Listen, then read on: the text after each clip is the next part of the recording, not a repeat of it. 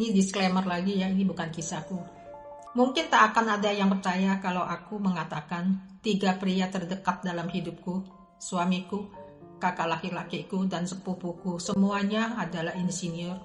Tapi anehnya mereka punya satu kesamaan yang sama, perselingkuhan. Dan aku, kakak iparku, serta istri sepupuku juga punya satu kesamaan lain. Demi anak-anak kami hanya bisa menggertakkan gigi, menahan sakit dan menelan air mata sendiri. Aku sudah menikah 10 tahun. Dalam 10 tahun ini, hidupku nyaris tak pernah berhenti berlari, hamil, melahirkan, mengurus anak, dan masih harus menyiapkan waktu untuk kerja sampingan demi membantu keuangan keluarga. Di awal pernikahan, hubungan kami sebenarnya sangat baik. Ia ingat hari-hari penting, kadang mengajakku makan malam atau menonton film, tapi setelah anak lahir satu demi satu, hidup berubah jadi rutinitas yang melelahkan. Hubungan suami istri kami makin jarang, lalu terasa seperti kewajiban tanpa gairah sedikit pun. Aku pikir itu semua karena tekanan hidup, karena kami sama-sama lelah.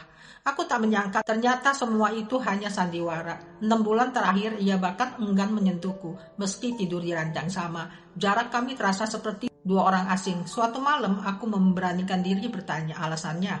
Ia lama terdiam, lalu dengan suara ragu akhirnya berkata, "Bagian intimku sudah menghitam parah setelah lahirkan 3 anak, juga menjadi kendur, sehingga ia sama sekali tak bisa lagi tertarik padaku."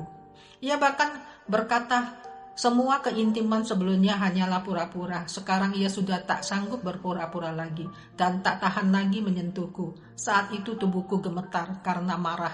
Kami bertengkar hebat. Aku berteriak padanya, "Aku mengandung 3 anak demi dia." Tubuhku berubah, kesehatanku hancur, tidur nyenyak pun jadi kemewahan. Dengan hak apa dia menghina aku seperti ini? Bukankah semua ini kulakukan demi keluarga kami, demi dia? Di tengah pertengkaran ponselnya tiba-tiba berdering. Ia langsung menutupnya tanpa melihat. 2 menit kemudian telepon itu berbunyi lagi. Hatiku langsung terasa jatuh. Aku hendak meraih ponsel itu, tapi tiba-tiba ia mendorongku dengan keras. Aku kehilangan keseimbangan, jatuh ke lantai. Lututku terbentur hingga memerah, dan disitulah ia akhirnya mengaku jujur. Ternyata saat bekerja di luar kota, ia sudah lama menjalin hubungan dengan seorang wanita.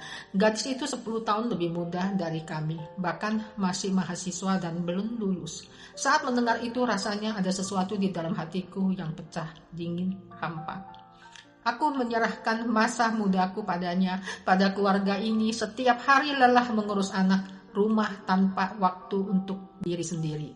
Dan balasannya yang kuterima hanyalah penghinaan dan pengkhianatan. Aku tak bisa mengerti gadis semuda itu. Mengapa ia mau merebut suami orang lain, menghancurkan keluarga orang lain. Sekarang kami seperti orang asing, meski tidur di ranjang yang sama, tak ada sentuhan, tak ada interaksi. Percakapan kami setiap hari hanya seputar anak.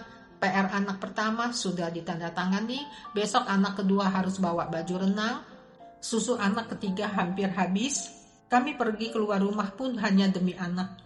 Ke taman, ke tempat les, di antara kami bahkan tak ada satu kalimat tambahan. Orang-orang di sekitarku berkata, "Pikirkan dirimu sendiri, cerailah." Tapi bagaimana caranya? Bagaimana aku bisa membesarkan 3 anak sendirian? Anak pertama baru masuk SD, anak kedua akan masuk TK, anak ketiga bahkan belum cukup 2 tahun.